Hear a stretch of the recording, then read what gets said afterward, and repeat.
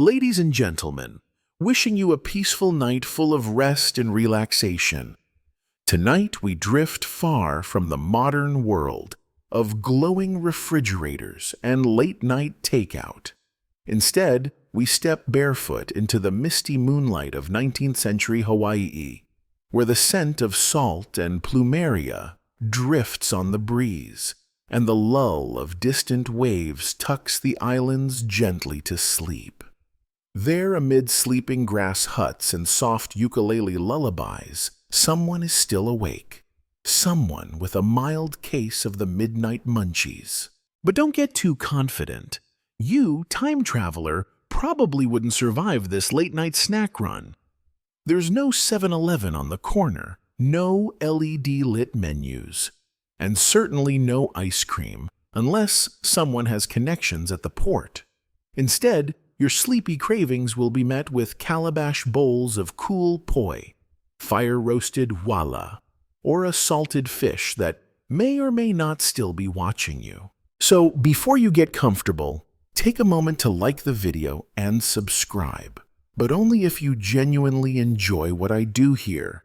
And if you're still awake enough to type, post your location and local time in the comments. I'd love to know where you're tuning in from. Now, dim the lights, and let's ease into tonight's journey together. You sit outside a thatched hail or house, with woven mats beneath you and soft sand under your feet. Above, the moon casts a gentle glow across the sleeping village. In the distance, a pig grunts and settles. Crickets chirp like they're half asleep themselves. A light breeze shifts through the leaves of the hala trees, and someone's uncle snores in a nearby hut. You're not hungry exactly, just snacky. That slow kind of hunger that drifts in like fog, not demanding but persistent. In your hands is a wooden bowl, smooth from years of use. Inside, cool, gently fermented poi. You scoop it with 2 fingers, because yes, that's how it's meant to be done. It's the texture that surprises you most, like silky glue. But in the best way. A little tangy, a little earthy. It's made from taro, a root crop so ancient and revered in Hawaiian culture, it's considered an ancestor, literally. In the Kumulipo creation chant, taro was the elder sibling to the first human child. And now, here you are, scooping it up in the moonlight like a good little descendant. Poi preparation is no small feat. It begins with kelo grown in carefully tended loi, irrigated terraces nestled in the valleys. The corms are steamed in an imu, the traditional underground oven, then pounded with a stone pestle called a pohaku kui ai on a carved wooden board until smooth. It's diluted with water to achieve the perfect consistency, anywhere from thick and chewy to thin and drippy, depending on taste and days fermented. Mainstream historians tend to focus on poi's central role at meals. But whisper through the vines long enough and you'll hear aunties say it was just as often scooped during midnight chats. Fermented poi doesn't spoil easily. Left out overnight, it becomes 2-finger poi instead of 3-finger. A funny scale measuring thickness by how many fingers you need to scoop it up. Some say that poi never tastes better than it does by moonlight, when the day's heat has faded and the tang has deepened. Historians still argue whether families intentionally saved it for night snacking or if it was simply a happy accident. Either way, you're not complaining. A soft rustle to your left. A cousin or neighbor or friendly ghost sits down beside you. They hold a different bowl, maybe with a dab of salty fish or a smear of coconut cream. You both eat quietly, not because of custom, but because silence fits the hour like a woven kapa blanket. There are no utensils, no napkins, just fingers, the gentle moon, and the lingering salt of the sea on your skin. Midnight isn't loud here. It's slow and breathing and full of things that don't mind waiting. even hunger. You glance toward the Loe in the valley, dark now except for the shimmer of reflected stars. It's said that strong taro made strong families, and weak poi was considered, well, disappointing. Not scandalous, just a bit sad, like soggy fries. No one wants that. There are stories, of course, legends and whispers, like the old tale of a ghost who would steal bowls of poi left out overnight. He never took anything else, just the poi. Maybe he was picky, maybe he was just homesick. You take another scoop. The flavor is deeper now that you've slowed down. The starch soothes, the coolness calms, and your stomach settles in like a sleepy dog curling up at your feet. In the quiet, the tangy taste becomes familiar, like the comfort of an old lullaby you forgot you knew. A breeze nudges the palm fronds, and someone's laughter echoes faintly from down the path. Perhaps others are snacking too, on breadfruit, fish, or coconut sweets, but for now, it's just you and this ancient, glistening paste that carries centuries of memory in each scoop. You could fall asleep here. Maybe you already are. A log pops gently in the fire pit nearby, and with it, the smell of something both sweet and starchy drifts toward you. You sit up a little, your belly warm with poi, your curiosity now tugged by the familiar scent of roasting breadfruit. Ulu, as the Hawaiians call it, was more than just a food. In the cool lull between midnight and morning, it was the kind of thing that made you sigh in appreciation even before your first bite. Breadfruit isn't much to look at, especially in the daylight, knobby, green, and slightly alien. But slice it open, roast it until it's charred at the edges, and suddenly it becomes something between bread and potato, a bit nutty, a bit creamy, and all-around sleepy-time snack perfection. You wander quietly over to where a man with soot on his cheeks and sleep in his eyes turns an ulu over the coals using a stick. He doesn't greet you. He doesn't need to. This hour isn't made for pleasantries. It's made for hot snacks and shared silence. As the breadfruit roasts, he opens a split gourd containing paiai, a thicker, undiluted cousin of poi, ready to be spread on the cooked ulu like butter. A few feet away, a woman crushes roasted kukui nuts into a gritty paste with sea salt and limu to make inamona, a condiment with an umami punch that could wake even the sleepiest taste buds. The kukui trees, often called candle nuts, once lit Hawaiian homes, but their seeds also moonlighted as seasoning. You're handed a slice of the roasted breadfruit, still steaming, and instructed to dip it lightly in the inamona. The outer edges are crispy, like the crust of a rustic country loaf. The inside? Soft, slightly sticky, somewhere between mashed potatoes and bread pudding. You chew slowly, savoring the depth. It's the kind of taste that invites memories you've never had. Breadfruit trees were considered a sign of prosperity. Chiefs often gave them as gifts, and they were easy to grow, requiring almost no maintenance.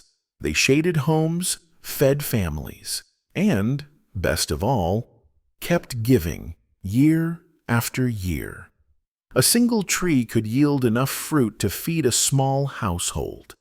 Historians still debate whether it was the breadfruit itself or the method of storing and fermenting it that made it so vital. Either way, breadfruit appeared often in the hands of sleepy villagers after long ceremonies or on stormy nights when food needed to be hot and fast. There's a light drizzle now, nothing serious, just a lazy island mist. It tickles your cheeks and curls your hair. The man by the fire pulls a kapa cloth over his shoulders and leans back. You mimic him, lounging on a woven mat as the warmth of the roasted breadfruit settles in your belly. It's not flashy food, no wild spice, no drama, just heat, texture, and a little salt. The kind of food you eat while listening to someone retell an old family tale for the 10th time. Someone next to you quietly mentions that, back in the day, breadfruit was fermented in underground pits, covered with leaves and left to age, like a wine made of starch. The resulting paste, sometimes sour and potent, was eaten with coconut cream or salted fish. Apparently, not everyone was a fan. One traveler once compared the smell to a swampy cheese left too long in the sun. You smile politely. Maybe stick to the fresh roasted version for tonight. The fire crackles again, and this time, a dog comes nosing around. Someone tosses it a bit of crust, and it disappears into the night. The breadfruit is cooled, but its memory lingers, heavy in the stomach, soothing in the mind. It's the kind of snack that doesn't just feed you. It roots you. You're not just full. You feel grounded. As the flames die down, you notice a few children curled up nearby, hands still dusted in starch. They've fallen asleep where they sat, lulled by warmth, full bellies, and the peace of a world without clocks. You lean back too, the taste of ulu still on your tongue, your eyelids beginning to tug. You wonder, idly, if breadfruit dreams are any different from poi dreams.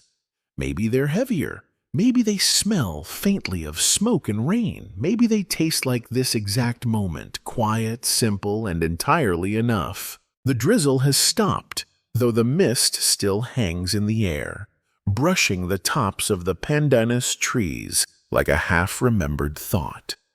The warmth from the fire pit is fading, but your belly is full of roasted breadfruit and poi, and your fingers still glisten slightly from inamona. You think perhaps the night is done, but then you hear it. A soft clinking. A gourd lid gently lifted, the faint slosh of something poured. Curiosity wins. Again. You rise quietly, stepping over snoozing limbs and woven mats, and follow the sound to a woman seated near a flickering oil lamp. In front of her is a wooden tray with small gourds filled with a creamy, pale drink. She smiles with her eyes, but says nothing, motioning for you to sit. You do. Of course you do. You've just stumbled into the midnight coconut milk ritual. Now, coconut milk might sound a little tame for such mystical circumstances, but not in 19th century Hawaii. This isn't the stuff in a can that you once used for a curry back home. No. This is fresh pressed from the meat of coconuts harvested just hours ago, gently shredded and massaged with water until it yields its rich, velvety essence. It's not just a beverage, it's a balm for the stomach, for the nerves, for the hour. The woman hands you a small calabash bowl. The milk is warm, having sat near the coals. It smells faintly sweet, with a whisper of earthiness from the gourd. You sip, and the texture alone feels like a lullaby. Thicker than water, thinner than cream, with a mellow depth that makes your shoulders drop an inch. Add a little paia, she murmurs, sliding a small pat of taro paste your way. You do as she says, stirring the two together into a kind of sleepy time smoothie. It's surprisingly good. Nutty, rooty, a little like pudding you haven't earned. Coconuts were treasured in Hawaii. Every part of the tree had a purpose. The meat became food, the husks became rope, the shells became bowls and instruments, and the fronds were woven into mats, baskets, and fans. At night, though, coconut milk wasn't just sustenance. It was comfort, a nightcap, a digestive, a treat after a long day of paddling, planting, or hula dancing until the soles of your feet ached. There's some scholarly disagreement on whether coconut milk was always consumed this way, warm, mixed with other ingredients, or whether this was more of a regional practice on certain islands. Some historians argue it was reserved for higher-ranking individuals, while others suggest it was so abundant that even children could enjoy it whenever they pleased. Regardless, the effect is the same. It's like drinking the sea and the sky and the earth in one slow, silky gulp. The woman beside you takes a sip of her own and hums softly. A tune you don't recognize, but one that feels old and slow, like the ocean's memory. There's a second bowl on the tray, this one filled with something pale and translucent. Cubes of opalu jelly, made from simmering small reef fish, and straining them with seaweed until the mixture cools and congeals. It's not everyone's midnight snack, especially if you're used to cookies and milk, but here, it's prized. Rich in minerals, easy to digest, and oddly refreshing alongside the fatty coconut milk. You try a bit. It wiggles slightly on your tongue, salty and savory with a whisper of brine. It's not bad. It's not dessert either. It's somewhere in between. A bridge between sleep and wakefulness, land and ocean, food and medicine. And yes, some Hawaiians believed coconut milk had healing properties. It soothed upset stomachs, relieved dry skin when applied topically, and was even used to soften other foods for elders with missing teeth. Midnight was when these softer foods came out, foods that didn't demand chewing or attention. Just a little time, just a little gratitude. A small boy stirs beside you, rubbing his eyes. His grandmother hands him a small gourd, no bigger than his fist, filled with warmed coconut milk and mashed banana. He sips without a word and lays back down. The milk dribbles down his chin. No one wipes it. Above, the stars peek through a slowly clearing sky. You feel the cooling air wrap around your limbs like a shawl. The coconut milk settles in your belly, and for a moment you forget what time it is, or where you are, or that your feet are technically still damp from earlier when you waded into the shallows just to see if the moon really did reflect upside down. It did. Someone passes you a piece of dried banana wrapped in a tea leaf. A sweet end to a smooth experience. It tastes like sunshine remembered. You chew slowly. Coconut milk and banana. Root and fruit. Sea and land. In the distance, a conch shell sounds. One long breath blown from the cliffs above. Maybe a fisherman is preparing for dawn. Maybe someone's just playing. You wouldn't know.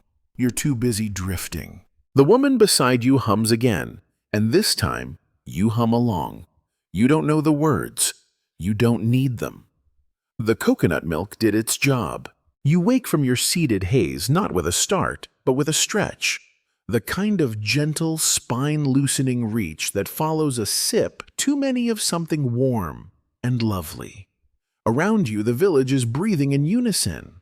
Some still sleep, others stir quietly, and a few wander like shadows near the cook fire, whispering stories meant for no one but the moon.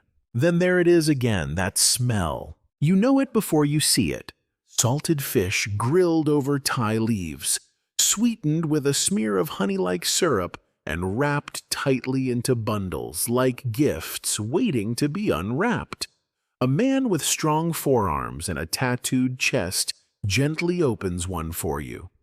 Inside is a midnight marvel, grilled aku, skipjack tuna, flaked and pressed into a compact shape, sitting atop a warm, sticky bed of kalo rice and glazed with ko, Hawaiian sugarcane syrup. It's not sushi. It's not jerky. It's not breakfast. It's something else entirely. You bite into the bundle, the Thai leaf imparting just a hint of herbal smoke. The fish melts like butter. The syrup cuts the salt with an echo of sweetness. It's balanced, earthy, oceanic, delivered in just a few mouthfuls. Designed not to dazzle, but to soothe.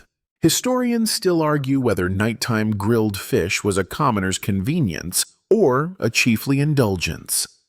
Some early journals mention fish bundles being handed out during overnight canoe journeys, while others describe high priests enjoying fish prepared in sacred imu ovens as part of moonlit ceremonies. But no one debates this. Hawaiians knew how to season, how to wrap, how to roast until every bite told a story. Beside you, someone's drizzling a little niu, coconut cream, over their fish. You try the same. It sounds strange, doesn't it? Fish and cream, but it works. The ocean and the palm tree, salt and silk. The fish itself is aku, plentiful in Hawaiian waters and easy to dry, smoke or salt for storage. But here, in this setting, it's fresh, caught likely just before nightfall, cleaned with the swiftness of muscle memory, rubbed with sea salt and left to sit while the Thai leaves warmed in the embers. The syrup comes last, a sticky glaze drawn from boiled sugar cane stalks, reduced until amber and thick as molasses. You ask if the syrup is new, some sort of colonial import. The old woman beside you chuckles, revealing deep laugh lines and a gap where a front tooth used to live. Ko's been here since long before sugar barons ever wore shoes, she says. And she's right. Hawaiians cultivated sugarcane long before plantations ever carved the islands into profit. Back then, it wasn't industrial. It was medicinal, sweet, shared in small doses, used for energy, healing, and yes, fish. As you chew the last bite, a young man walks by balancing a tray on his shoulder. On it, pickled mango and smoked eel. Midnight might not be when you crave eel, but when it's smoked over guava wood and sliced paper thin, it becomes appropriate. You take a bite. It's smoky and tender, tasting vaguely of leather and salt. You like it more than you expected. You notice the mango's sharp, sour enough to make your lips pucker. They've sliced it thin and soaked it in vinegar brine with chili and garlic. A post-sunset palate cleanser. It's strange and bracing, and yet it anchors you, like a little electric jolt between naps. Food at this hour isn't about presentation. No one's plating, no one's posing. But there's reverence, a rhythm. Fish, root, fruit, drizzle, rest. Like lullabies arranged on a plate. A child nearby dips his finger into a mixture of fermented fish paste and mashed taro, then licks it clean. It smells a bit sharp, like blue cheese in a bathing suit. You pass this time. Not everything's meant for every tongue. But you're glad it's here. Glad that even at this sleepy hour, there's room for something strong and strange. Someone sets down a bowl of seawater next to you. Not for drinking, but for rinsing your fingers. You plunge your hands in and feel the cool sting of salt. It cuts through the oil and syrup and fish, leaving your skin clean, tingling, and alive. You lean back on your elbows now, looking up at a sky that's grown crowded with stars. There's a crescent moon tonight, like a fishhook suspended in the cosmos. You wonder if the AQ that fed you earlier was pulled in under that same curve. A few others have joined you now, reclining around the fire, cheeks full, eyes heavy. There's no ceremony, no official end. Just the slow fade into silence as bellies fill and breath slows. The grilled fish has done its job, not just to nourish, but to soothe, to settle, to prepare. You close your eyes for a moment, just long enough to let the taste of salt and syrup dissolve on your tongue. The night stretches ahead, soft and slow. The Thai leaves crackle faintly in the fire pit behind you. Someone's humming again, perhaps the same song, perhaps another.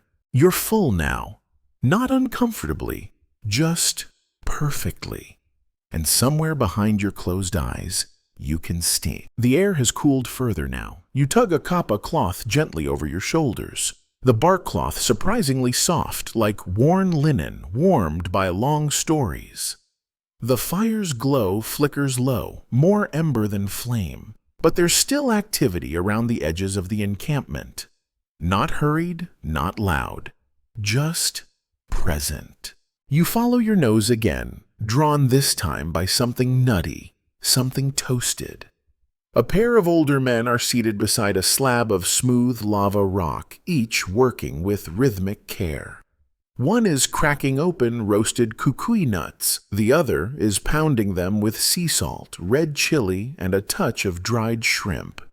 Together, they are crafting a condiment, not a meal, a midnight relish called inamona. You've had a taste already earlier in the evening, scattered over breadfruit, but now you're seeing its creation, and somehow that makes it taste even better. The kukui nut, or candle nut, is named for its oily properties. Burn one, and it will flicker like a wick, hence the name. But roasted and crushed, it becomes creamy, savory, and just this side of bitter. When you sample it now, fresh off the stone, it tastes like the rich cousin of peanut butter who read too much poetry and now only speaks in whispers. There's a reason this dish shows up again in the midnight hours. It's dense, full of fat, easily stored, and surprisingly comforting when your stomach growls just a little, but not enough for a full meal. The Hawaiians understood snacking in a way few ancient cultures did. Small bowls of intense flavors, meant not to distract, but to anchor, to pull you back to your senses. The pounding itself is slow. The men don't speak, except to hum, a low, continuous drone, like an echo of the ocean in their throats. And the mortar stone, called a pohaku kui ai, has seen thousands of midnights, maybe more. You run your fingers over its edge. It's smooth from use, like the railing on your childhood porch or the top of a favorite book's spine. Nearby, someone is peeling a mountain apple, ohia ai, and slicing it with a sharp shell blade. You're offered a piece, and the contrast is striking. Sweet, juicy, light, almost floral. It pairs strangely well with the inamona, like a fruit that dared to dress up in umami. You try the two together and nod, unable to articulate exactly why it works, but certain that it does. A young girl places a dish beside you, a few cubes of cooked taro, lightly smoked over banana leaves, dusted with crushed kukui and seaweed. Another micro snack, another note in the symphony. The taro is firm but yielding, smoky and earthy, like the memory of rain on stone. It grounds you. Historians debate the prominence of inamona as a nighttime food. Was it a deliberate supper substitute, or merely a leftover? Was it shared communally or reserved for travelers and warriors needing dense fuel before paddling out into dangerous surf? There's no scholarly consensus, but if the scene around you is any indication, it's timeless, sacred by its simplicity. And then comes the twist. Someone passes you a small bowl of roasted kukui and mashed banana. A pairing that sounds like breakfast but feels like dessert. You take a bite. Sweet, nutty, creamy, with just enough grit to remind you it wasn't made in a blender. You smile. Your cheeks feel warm. The fire cracks, sending a faint trail of sparks upward like fireflies seeking a reunion. One of the men tells a soft joke, something about a fish that couldn't swim straight because it only ate taro from the left side of the pond. It makes no sense, but everyone chuckles. You do too. Not because you understand, but because laughter moves through groups like wind through palms. It bends everyone in the same direction. Another bowl appears, this one with dried limu, seaweed, crunchy and briny, tossed with roasted kukui and a hint of chili pepper. It's sea and smoke in a single bite. A flavor that wakes you slightly, then tucks you back in. One of the women crushes a pinch between her fingers and offers it to a baby nearby, who smacks their lips in approval. You lean back again, feeling the kukui oil settle like a warm stone in your belly. It's rich, but not overwhelming. You feel fed without feeling heavy, like you've eaten knowledge or tradition or something that's been waiting for you. The fire dies down a bit more, and with it, the noise. Only the soft crunch of a nut being cracked now and then. A splash in the distance, someone rinsing dishes perhaps, or a nocturnal fish leaping briefly into air. The stars shine like candle tips, and you wonder which ones the Hawaiians used to navigate. Probably all of them. Someone passes you a final nut. You crack it open, almost expertly now, and let its roasted meat rest on your tongue. A midnight communion, a farewell bite. The night stretches forward. You can taste the ash and salt and fruit of it. You can feel its history, flavored not by spice but by time and hands and heat. The sky, for now, refuses to fade. Stars still glisten overhead like flecks of salt on obsidian, and the moon has shifted slightly, hovering just above the tree line, lazily watching the village wind down from its soft feast. But you're not done yet. You follow the gentle murmur of conversation to a small clearing where a group is gathered around a large, shallow bowl. Its contents shimmer slightly under the moonlight. The surface ripples, not from wind, but from a wooden ladle dipping in and out. The drink? A bowl of awa, what you might know as kava. They pass you a half coconut shell brimming with the cloudy liquid.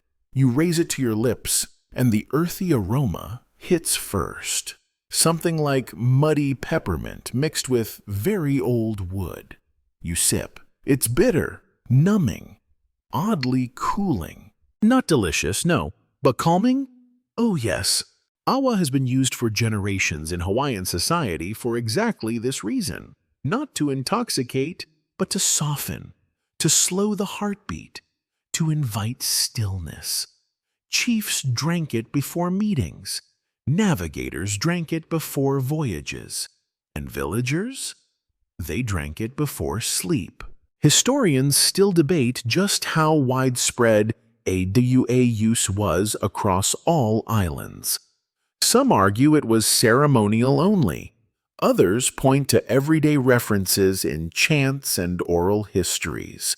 Whatever the case, it's here now, at midnight, in your hands, and you can feel its effects like fog slowly rolling in behind your eyes.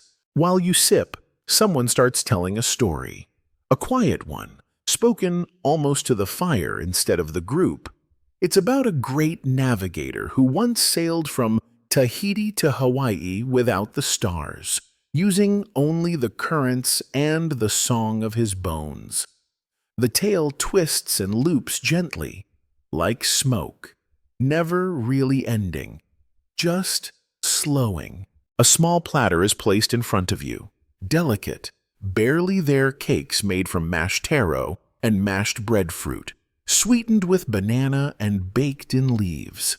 These aren't cakes in the Western sense. They're more like soft pucks, warm and dense and slightly caramelized where the fire kissed them.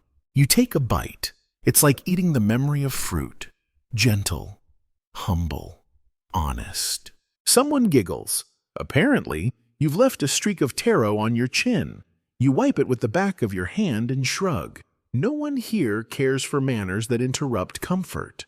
To your left, a quiet exchange is happening over something wrapped in bark cloth. You lean in and catch a whiff of something vaguely sour, maybe yeasty. The cloth is unwrapped to reveal a small, flat disc, poi o puhi, or fermented breadfruit. You're invited to try. Cautiously, you tear off a corner. It tastes like aged cheese made by an ocean breeze. challenging, but not bad. You take another bite. It grows on you. Breadfruit, or ulu, was a staple in Hawaiian diets long before contact with Europeans. It was versatile, baked, roasted, fermented, mashed, and revered.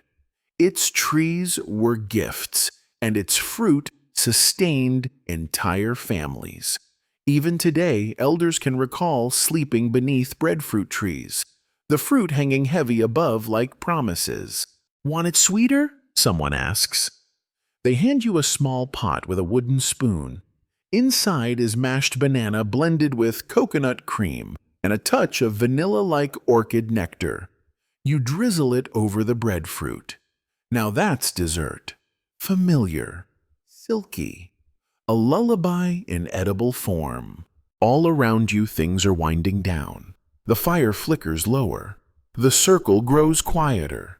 Some are leaning on each other now. Others lie on their backs, gazing up, tracing constellations with fingertips.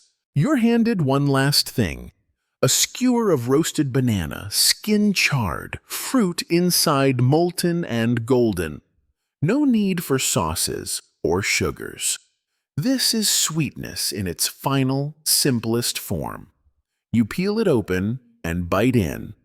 It's warm, almost like pudding, with a faint, smoky finish that tastes like night itself.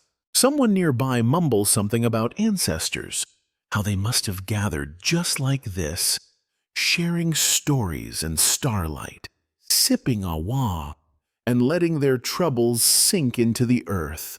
You nod without speaking. That idea feels true, whether or not it's verifiable.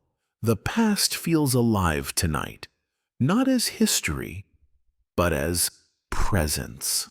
You close your eyes for a moment and let everything settle. The awa in your bloodstream, the taste of banana on your tongue, the warmth of taro still clinging to your fingertips. A rooster calls from far off, confused or early. A breeze moves the tall grass. Somewhere, a baby whimpers and then is hushed. No one rushes, not even the fire. Your limbs feel heavier now, as though sleep is sitting politely just behind your shoulder, waiting to be acknowledged. But curiosity nudges you to rise once more. You walk quietly, bare feet brushing against cool, dewy grass, toward the far edge of the village, where the scent of something new hangs on the wind. It's subtle, smoky, yes, but tinged with a kind of sweetness you can't quite place. You round a bend in the path and find a small open-sided hail. An earth oven nearby, still glowing faintly from a previous fire. Sitting beside it, two women are carefully unwrapping packages of what looks like dark, glistening meat from layers of leaves. Their movements are deliberate, reverent. You've stumbled upon the making of pipi kaula, Hawaiian-style dried beef, beloved by cowboys and ali'i alike. Yes, cowboys. Hawaii had them too. The Paniolo, descendants of Mexican vaqueros brought to the islands in the early 1800s, helped manage vast herds of cattle gifted, perhaps regrettably, by British explorer George Vancouver to King Kamehameha I. The pipi kaula here, though, is less the salty jerky you might expect and more of a midnight delicacy, cured in soy, garlic, and sometimes a kiss of sugar, then gently smoked over kiawe wood. It's chewy but tender, savory with a hint of sweet char, like a meat lullaby. You're offered a piece, still warm. You bite down, and your jaw slows, savoring every grain of flavor. Now the odd part. Beside the meat sits a platter of pickled vegetables, thinly sliced green papaya, young carrots, and mustard greens steeped in vinegar and spiced with chili. Sharp, bright, and bracing. You wouldn't expect it at midnight, but here it is, cutting through the richness like a cool breeze through thick blankets. Historians still argue whether pipi kaula was consumed primarily by the ali'i, nobility, or became common fare through paniolo influence. Some believe the snack version emerged only once storage jars and cooler house designs allowed meat to sit out safely overnight. Others argue for a longer legacy, dating back to salt drying techniques practiced before cattle ever set hoof on the islands. You find it delicious regardless of its lineage. An elder man tells you between small bites that the cows were once seen as a menace, roaming wild, trampling crops. It wasn't until Hawaiians learned to ride and rope them that cattle became both industry and cuisine. Pipi kaula, in this way, is more than a snack. It's a symbol of adaptation. To accompany it, a small bowl of steamed wala, sweet potato, purple and buttery, tossed with a dusting of black salt and a drizzle of rendered beef fat. A humble contrast to the punch of the pickles.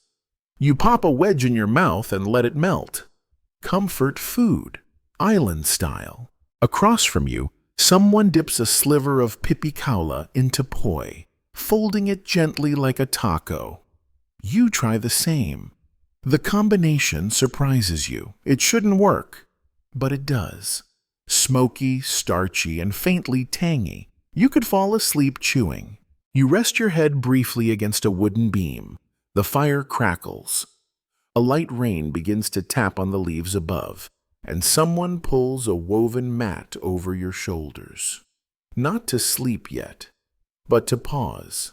The food slows you. The sounds lull. The taste of salt and smoke lingers on your tongue like the echo of a chant. Nearby someone hums. A low tune without lyrics. You can't tell if it's a lullaby or just a tune remembered from childhood. Maybe both. A final morsel is handed your way. A pipi kaula skewer with a tiny cube of roasted pineapple at the end. The fruit bursts against the meat. Sweet acid against deep umami. It feels like a goodnight kiss from the land itself. The rain quickens briefly, then fades. You lean back, and from this angle, the sky seems closer. Stars peek through patches of cloud like shy cousins. Someone begins talking about the Manaiakalani, the legendary fishhook of the demigod Maui, immortalized as a constellation. You try to trace it with your eyes, but lose track, and that's okay. The story is enough. You close your eyes for a second. The world rocks gently around you, like a canoe in soft tide, like a hammock strung between two hala trees. You are undeniably full, not just of food, but of memory, mystery, and the kind of peace that only lives in the corners of long nights. You wake only slightly, or maybe you never truly slept, just drifted for a moment on the edge of dreams. The air is cooler now, damp.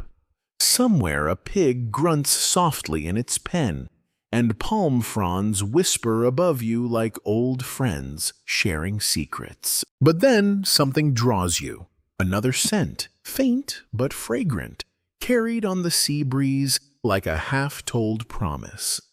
Your stomach miraculously still holds room. You rise as you stroll past sleeping dogs and the dying glow of hearth fires.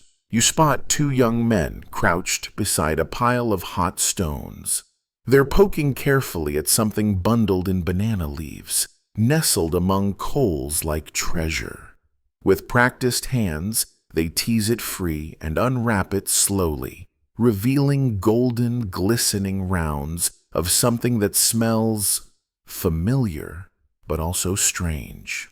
Banana mochi, or to be more precise, kulolo, made not with rice but with grated taro, mashed banana, and coconut milk, blended into a sticky batter, wrapped and slow roasted over embers until dense and chewy and faintly sweet. You accept a small square from one of the boys. It steams gently in your palm. You bite in, and it's unlike anything you've had tonight. Silky, earthy, sweet. in that subtle way that doesn't demand applause. It's not a sugar rush, it's a lullaby, sung in starch and smoke. This isn't a festive food tonight, it's just comfort. The kind made by someone's older cousin at 11:30 p.m. because they couldn't sleep either. Kulolo has ancient roots. Traditionally served during large gatherings or gifted as a delicacy, it has recently become more accessible, popping up in informal night meals just like this. Historians still debate whether banana was always used in Kulolo's early versions, or if coconut alone provided the sweetness. Recipes differ across families, and few agree on what the true Kulolo really is. You suspect they're all right. Behind the makeshift kitchen, you notice another bowl. This one filled with what looks like pale yellow jelly. Someone ladles a bit into a tiny gourd and hands it to you with a nod. This, they say, is haupia, coconut pudding. The haupia is cool and silky, almost custard-like, but with that faint gelatinous bounce that tells you it's thickened with arrowroot or, these days, cornstarch. You take a spoonful, and the texture is unlike anything else on this island so far. Refreshing, smooth, a whisper on the tongue. A dessert for people already halfway to sleep. Haupia, despite its simplicity, holds pride of place in Hawaiian culinary memory. It shows up at weddings, birthdays, and, yes, midnight snack sessions like this. And while modern versions might be topped with chocolate or passion fruit glaze, tonight's serving is classic, pure, white, and dignified. The kind of food that doesn't need to shout. You're invited to try it drizzled with something darker, a syrup made from roasted kukui nuts and raw cane sugar. You do, and the contrast is electric. Sweet meets earthy, bright meets grounding. Your hosts laugh softly at your widened eyes. One nudges a small cup toward you. Fresh coconut water, tapped just an hour ago. It washes everything down like a lullaby. As you settle back on the mat beside them, the boys begin reminiscing about their grandmother's recipe. Apparently, she insisted on stirring kulolo for exactly 13 songs. Not a minute more. Not a minute less. The playlist? Only chants. Never hula. You smile and close your eyes briefly, imagining the sound of her voice and the rhythm of ancient wooden spoons keeping time. Then comes the final surprise of the night. A woven basket appears, uncovered to reveal little rounds wrapped in Thai leaves. Inside each one is a puck of mashed taro and banana, sweetened with honey and folded around. Wait, is that candied hibiscus? Indeed it is. You chew slowly. The hibiscus adds a floral tang, brightening the dense paste and giving it the feel of a pastry dreamed up by a very relaxed botanist. A modern twist? Perhaps, but still unmistakably Hawaiian. You sigh, not from exhaustion, but from contentment. The fire has gone cold now. The boys have stopped talking. The sea crashes in the distance with a rhythm you no longer hear. You feel it in your bones, like a metronome for the night. A small voice beside you whispers, "Aren't you tired?" Yes, but happily so. The kind of tired that comes from warmth and food and human voices fading gently into the horizon of sleep. You lie back again, and this time you don't resist. You stir again, not because you're restless, but because the air smells like morning. Except it isn't. It's still deep in the night, but something in the village is coming alive again. You sit up slowly, your limbs heavy with comfort, your mind floating gently in the space between sleep and waking. The moon is high, casting silver light across the thatched rooftops and swaying palm fronds. You hear the soft sound of water trickling, and your curiosity, still not quite full, guides you onward once more. At the edge of a garden, several women are gathered, not cooking over fire this time, but grating and squeezing something fibrous. You approach quietly, and they smile, waving you over to see the process unfold. One of them points to a basin filled with a cloudy white liquid. This is wainu, fresh coconut milk, pressed by hand from grated meat. And it's not just for sipping, it's the base for something more indulgent. Coconut cream dumplings, or pua'aniu. What they're preparing is halfway between a dessert and a soft dumpling. Made with mashed taro or breadfruit mixed with coconut cream and just a touch of honey. Then, the dough is steamed in tiny wrapped packets, shaped like small pillows. A midnight comfort food, gentle on the stomach, dreamy on the tongue. You're offered one warm from the steam basket. It yields under your bite. Fluffy but rich, with a slick of coconut clinging to your lips. A sweet salty blend that somehow tastes like the sea and the forest had a baby. Coconut milk, you learn, has long held a sacred place in Hawaiian foodways. It wasn't used in everything. It was precious. Grated fresh and pressed by hand, it was often reserved for special dishes. And even more special, the rare times it was used in late-night meals. Historians still argue whether these were festive indulgences or quiet offerings in times of grief or healing. Either way, the flavor speaks in lullabies. Beside the steaming pots, another basket is being filled with something unusual. Soft cubes of ulu, breadfruit, that have been marinated in a kind of citrusy broth and chilled with spring water. It's like an ancient version of sorbet, mild, mellow, with a tang that sits lightly on your tongue. You suck a piece slowly, feeling the coolness travel all the way down your throat. It's refreshing, delicate, almost dainty for something pulled straight from the branches just hours earlier. Breadfruit, you recall from your wandering thoughts, was once at the center of Hawaiian food security. Whole groves of ulu trees were cultivated and guarded, and every part of the fruit was used, whether roasted, pounded into paste, or eaten raw when young. Some even believe ulu trees were tied to spiritual stories, symbols of provision and trust, a whisper of the gods' goodwill toward people. You like the idea that a midnight snack can be sacred. As you lean back on your elbows, someone passes you a final treat.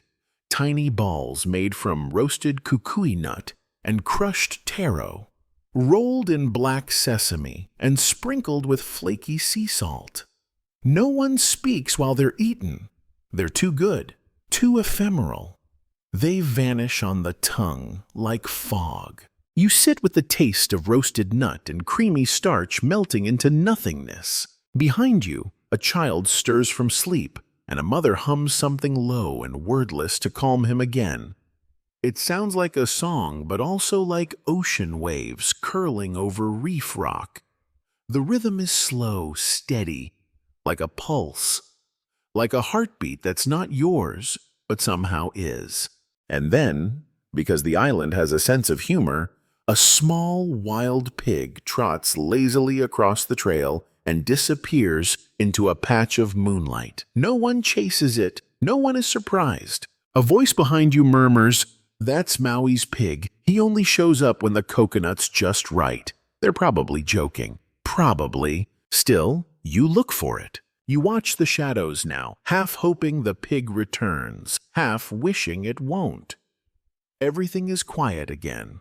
The coconut milk has been ladled into clay pots, the dumplings tucked away into baskets. Someone places a warm palm on your shoulder, just briefly, and then walks away. You feel like you've passed a test you never knew you were taking. You lie down on a woven mat set beside a patch of ginger flowers, their perfume curling into the damp air. You breathe in deeply. The world tastes faintly of coconut and crushed leaves and stories that never needed to be written down to survive. You awaken to darkness that's somehow deeper than before, richer, quieter, but still gently alive. The island doesn't sleep all at once. It dozes in layers. And right now, it's in that magical time just before dawn dares show its face. Your body feels heavy but full, pleasantly warm from all the starch and steam and song.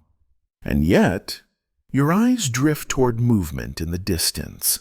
Lanterns, not firelight, not torches, but small glowing shells filled with oil, dancing softly atop bamboo stakes. You rise, almost without thinking, your feet remembering the path before your mind does.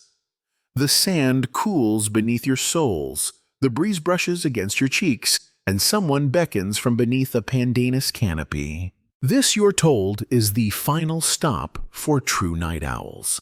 The last kitchen, the pre-dawn sanctuary for the quietest cravings. You nod, not because you understand, but because your stomach makes the decision for you. A small elderly man, barefoot, wiry, and wearing a lei of dry kukui blossoms, leans over a squat pot and stirs with a spoon carved from shell.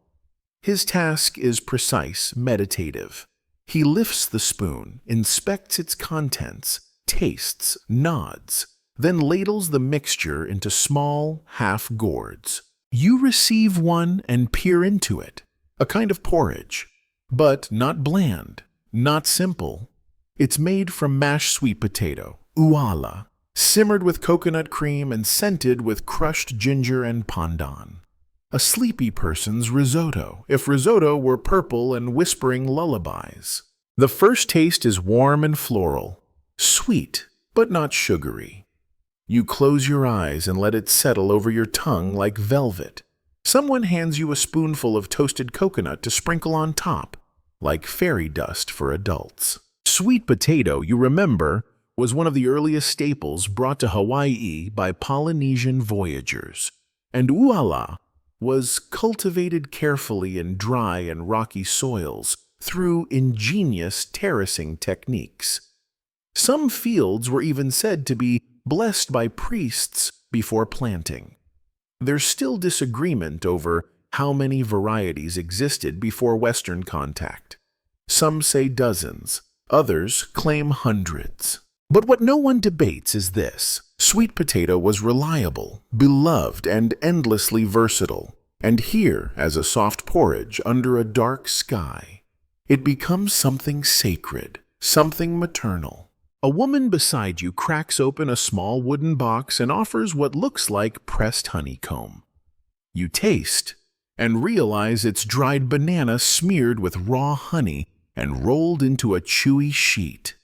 It's sticky and indulgent, with just enough tartness to keep you alert. This was once a travel snack for canoe journeys. Banana paste, dried by sun and sealed in layers of leaves. But here, eaten slowly by lantern light, it feels luxurious, as if it waited centuries to become midnight dessert. From somewhere beyond the canopy comes a low, rhythmic sound.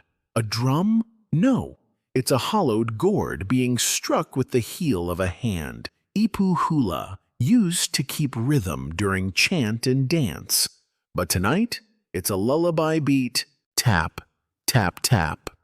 Pause. Repeat. You look up. A young woman has begun chanting softly, not a performance, but a continuation of kitchen tradition. Her voice is smooth, swaying like hammock cloth. The words are in Hawaiian, and while you don't understand the language, your body understands the meaning. She sings of calm waters, of full bellies, of night that never judges, of ancestors watching over those who can't sleep. Her melody seems to mix with the flavor of the sweet potato in your mouth. They become inseparable, story and starch, history and honey. You glance around, no one speaks, everyone listens, even the ocean.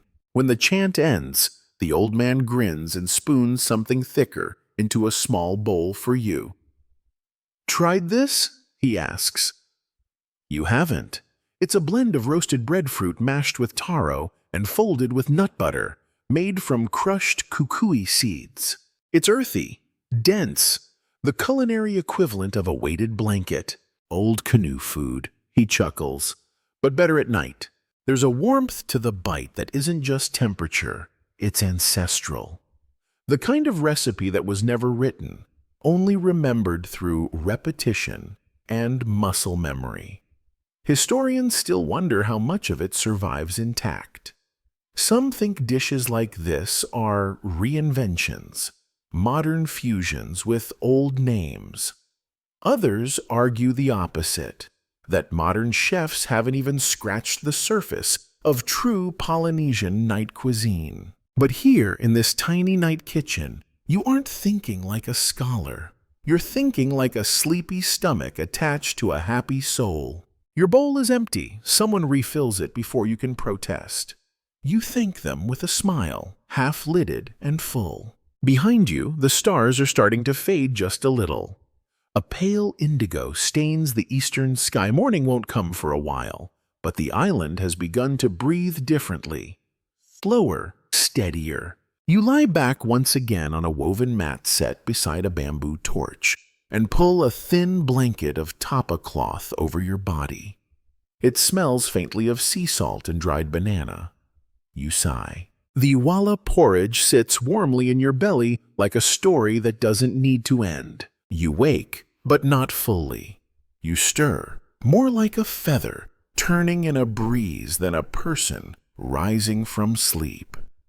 The edge of the horizon is faintly gold now, kissed by the early sun, though most of the sky still clings to that deep, forgetful blue. Someone hands you a cup without words. You take it. The warmth of it settles instantly in your palms, and, even before tasting, you inhale steam rich with roasted scent, nutty, earthy, maybe even chocolatey. It's kawa, the original Hawaiian coffee substitute. No beans, no barista foam art, just roasted and brewed seeds from the kukui nut, or toasted ulu seeds, steeped slowly in water, sometimes blended with local herbs like mamaki. A morning drink for those not addicted to caffeine but still craving comfort in a cup. You sip. It's not bitter, not exactly.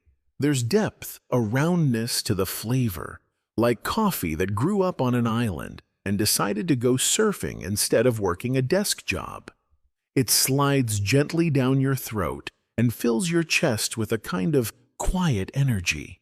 Not a jolt, more like a nod from the universe saying, "You're good, stay a while." Around you, the camp begins to stretch and whisper. Mats are being rolled, ashes stirred, baskets closed. But you aren't done yet, not by a long shot. You follow your nose to a new scent, something sharp and savory being stirred in a clay pot nestled into hot coals. An older woman, her face lined like lava rock and her hands quick as hummingbird wings, dips a carved spoon and lets you sample. It's a seaweed stew, specifically limu kohu, simmered with bits of roasted taro and slivers of dried fish. It smells like the shoreline at low tide, but in the best way. You hesitate just for a second, then taste. The flavor is electric, briny and rich, the seaweed slightly gelatinous, the fish smoky, the taro grounding it all like a soft drum beat. It's unusual, unexpected, unforgettable. Seaweed, you recall, was never just garnish in Hawaiian food. It was central. Harvested carefully with rituals and taboos, limu came in dozens of varieties. Some were eaten raw, some cooked, some pounded and mixed with starches. Scholars still debate which were most prized, though limu kohu, literally supreme seaweed, often tops the list. And here, eaten at the soft end of night, it tastes like a secret recipe passed down by moonlight. As you eat, a boy no older than 10 drags over a basket and proudly lifts the lid. Inside, small, sticky rice balls wrapped in Thai leaves. He grins, offering one like a precious gem. "These are mine," he says. "I made them with my grandma." The rice is not the same as modern sushi rice. It's kalo rice. Yes, from taro. Mashed, mixed with a little wild sugarcane syrup, and shaped by hand into sticky lumps. They're chewy, slightly sweet, and absurdly comforting. Like dumplings with no sharp edges, only warm hugs. You thank the boy. He nods solemnly, then runs off barefoot to chase a sleepy chicken. It's at that moment you realize how collaborative this whole thing is. This not quite meal, not quite dream you've wandered into. The food doesn't come from chefs, but from families. Every dish has a story, a person, a memory attached. Some people whisper prayers before they serve. Others just smile and say, "Try this." There's a rhythm to the sharing. No rush, no scarcity, no presentation boards or taste tests. Just food meant to be eaten together, under stars, and then under sun. You're handed one last taste before the fire burns down. A slice of roasted maya, banana, coated in something that looks like ash but tastes of toffee. It turns out to be crushed charcoal sugar made from burnt sugarcane husks, mixed with salt and vanilla bean. The banana melts instantly, the sugar sticks to your teeth in the best way, and you find yourself laughing quietly through the bite. Historians still argue whether this was a traditional treat or a post-contact invention, inspired by foreign sweets and local experimentation. Does it matter, you wonder? If it was dreamed into being and loved into tradition, isn't that enough? The embers glow lower. The sky lightens. Birds begin to chatter, first one, then several, their melodies scattered like rice grains on the breeze. You feel for once like part of something old and continuous, like a stitch in the fabric of someone else's bedtime story. There's no announcement, no finale, just a gentle turning away from the fire and people heading back toward home. You sit with your cup, now empty and warm, and listen to the dawn, the stew still humming inside you. The banana sugar clinging to your lips like a promise. You linger. The others may drift away, folding their mats and tying up bundles, but you stay just a little longer. Something about this hour, the hush between night and day, feels too delicate to disturb. The air holds its breath, and so do you. From a nearby ridge, faint trails of smoke begin to rise. Another cook fire? No. Something slower, steadier. You follow it like a cat would. Not out of hunger exactly, but because your curiosity now has a life of its own. A path of crushed shells leads you uphill, winding between lava rocks and low shrubs, still heavy with dew. You arrive at a quiet compound where a woman, barefoot and smiling, stands over a long pit lined with stones. It's a traditional imu, an underground oven that's been baking for hours. She doesn't speak, just gestures. You nod. The pit is opened carefully, layer by layer. First, woven banana leaves are peeled back. Then Thai leaves. Then thick mats of damp cloth and burlap. The steam that rises is slow and fragrant, smelling of earth, roots, and roasted fat. Beneath it all rests the treasure, a cooked wild boar, its flesh caramelized, its skin glistening like lacquered wood. Beside it, long bundles of kalo, taro, breadfruit, and something unfamiliar. You ask, and she hands you a bite. The flavor is smoky, slightly sweet, and fibrous, like a cross between roasted squash and sweet corn. "It's pia," she says, arrowroot, a traditional Hawaiian starch that's nearly vanished from the modern table. Pia was once a quiet hero in the islands, used for thickening stews or forming soft cakes when mixed with coconut. But its cultivation required care. The roots were dug, cleaned, pounded, and the starch carefully separated. It was time-intensive, which might explain its disappearance. Yet here, in this quiet corner of the mountain, it lives again. You sit beside the pit and taste everything, one by one. The taro, dense and creamy, almost nutty. The breadfruit, lightly charred on the edges, airy on the inside. The pork, rich and tender, soaked through with flavors from the leaves. And then the woman hands you a thick paste wrapped in leaves. Kwelepalau, she says. You know the name, but not the experience. It's mashed sweet potato blended with coconut milk and sugarcane syrup, then cooked until sticky and dense. Dessert? Kind of. Breakfast? Also kind of. The texture is somewhere between pudding and fudge, the taste like childhood memories from a time before you were born. One bite in, you understand why it's survived centuries. The sweetness is gentle, the coconut subtle. It doesn't shout, it hums, a lullaby of flavor. While you eat, a small pig, very much alive, wanders past you, grunting as it sniffs at banana peels. You both ignore each other, respecting the unspoken truce between diners. The woman tells you, almost casually, that some emu were used for entire village feasts. Days of work, she says, but worth it. Historians, you recall, still debate the precise origins of the emu. Some suggest its technique predates the Polynesian arrival. Others argue that the specific style used in Hawaii reflects centuries of experimentation. You don't feel the need to settle the debate. You're too busy licking your fingers. Another dish appears, this one completely cold. It's poke, but not the kind you're thinking. No neon tuna, no sriracha mayo, no rice bowl. Just raw ahi, cubed and gently marinated in sea salt, inamona, crushed kukui nut, limu, and a drizzle of coconut oil. It melts in your mouth like butter, leaving a soft ocean flavor behind. You close your eyes. And then, the kicker, opihi, raw limpets, still clinging to their shells, offered to you like treasure. They're chewy, briny, and just a little daring. A delicacy with ancient roots. Some Hawaiians still scale slippery rocks to gather them, risking cuts and waves and angry crabs.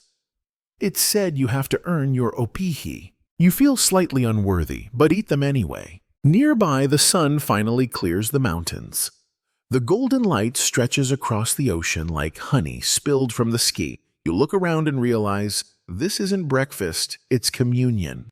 There's no single table, no menu, but there is intention, warmth, stories in every grain and every cut. You find yourself thinking about all the foods you've tried since night fell. Sweet, salty, bitter, fermented, roasted, raw. It's been a journey not through time, but through taste, through memory, through the belly of a culture that never sleeps alone. You lean back, full again, but not heavy. This isn't the kind of fullness that makes you regret eating. It's the kind that settles you, anchors you. The woman from the IMU smiles again. Time for rest, she says, and you believe her.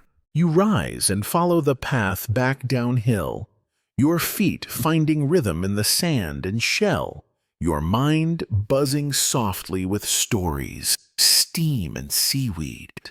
The sun is climbing, but you, oddly, are growing sleepier.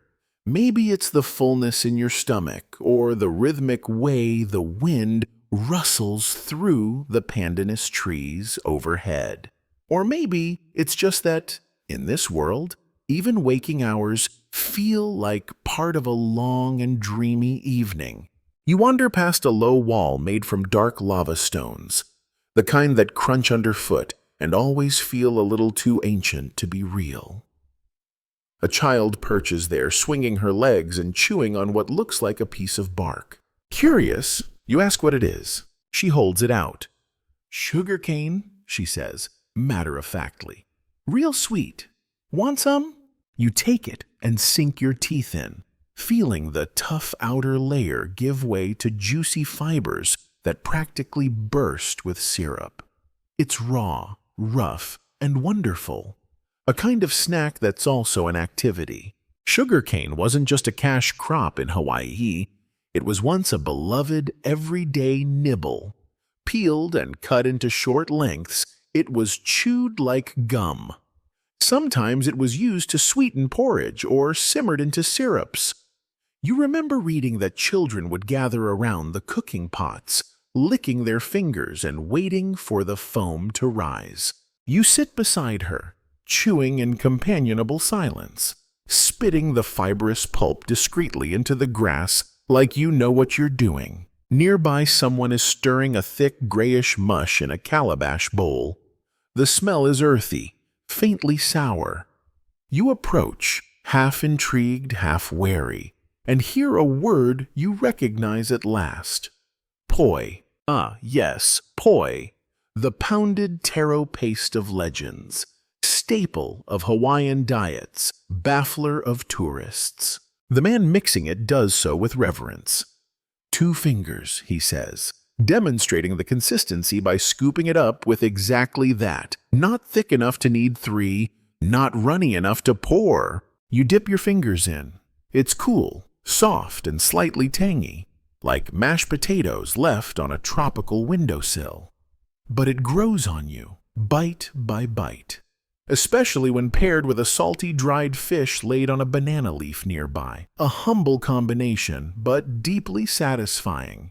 Historians still argue whether poi was meant to be eaten fresh or left to ferment.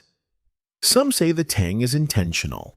Others claim it's just what happens in a humid climate. You decide not to take sides, especially because this particular poi is served with lomi salmon, chopped tomatoes, and green onions. A post-contact invention, yes, but one that's long since earned its place at the table. The textures dance: smooth poi, flaky fish, juicy tomato. You close your eyes, your body leans back. Gravity begins to win. But someone touches your shoulder and points down the path. "Come," they say. "Let's walk before the sun gets too high." So you go. You pass a small grove of breadfruit trees, their wide leaves waving like lazy fans. You're told that children used to pluck the fruit, roast it whole over coals, then stuff the softened flesh with coconut and wrap it back inside the skin like a little package. Portable, practical, delicious. "Try one," the person offers. The roasted breadfruit is warm and faintly sweet, with a filling that tastes like nutty custard. You'd be lying if you said you weren't falling in love with island food. You reach a shaded clearing where people are passing around what looks like a gelatinous log sliced into little discs. It's brownish purple and quivers gently on the palm leaf it's served on. "It's haupia," someone explains. Coconut pudding, another old favorite. But this one has a twist, infused with taro root, giving it that color and an added earthiness. It melts in your mouth like panna cotta if panna cotta had been raised in a canoe. Haupia, you learn, could be simple or ceremonial. A sacred dish once, a potluck treat now. Some versions were firm, some runny, some infused with flowers, others with fruits. The debate over the true haupia is ongoing and probably eternal. You don't mind the lack of consensus. The version in front of you is good enough to settle any argument, at least temporarily. One last surprise remains: a drink served cool, not cold. It's green, almost glowing in the light. Mamaki tea, they say. Made from native nettles, it's a traditional herbal infusion. Subtle, calming, said to soothe digestion, aid sleep, and lower stress. You drink and feel its promise start to settle across your shoulders. You realize this is your nightcap, even if the sun is already bright. As the group around you begins to thin out, a few people gathering baskets, others stretching or dozing, you return to your original spot near the fire pit, now long extinguished. The day has arrived, but your mind is still halfway in the midnight world of taro, coconut, salt, and smoke. The flavors linger, so do the faces, the stories, the silence between bites. You chew one last piece of sugar cane. Sweet to the end, you've followed the flavors, the fires, and the families. You've eaten your way through the darkest hours into the soft beginning of a new Hawaiian day. But there's one place you haven't yet explored, and it calls to you now with the gentle murmur of moving water and the occasional splash of something unseen. You head downhill toward a low, marshy plain that curls around a slow-moving stream.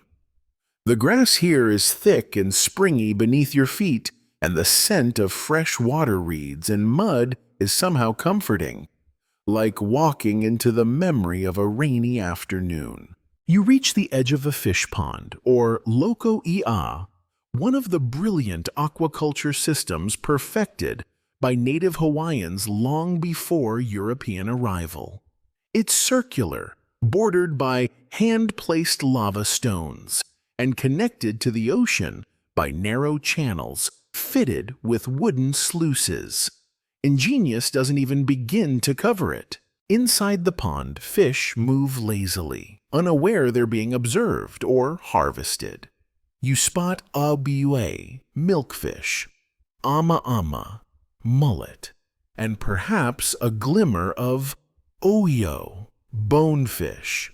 These ponds were carefully managed, sometimes by entire families, and served as sustainable midnight markets for hungry night watchers.